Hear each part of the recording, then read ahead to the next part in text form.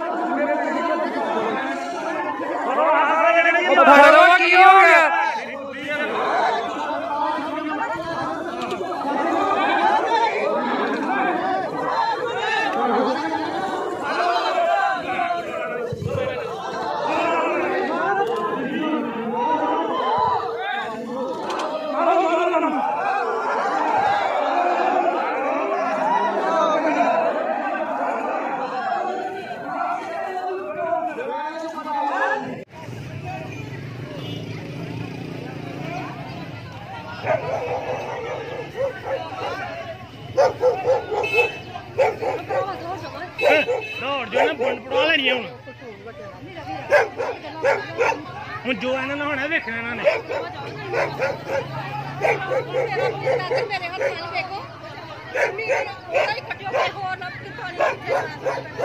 पूरे पिंड की लाइट बंद होनी है हूँ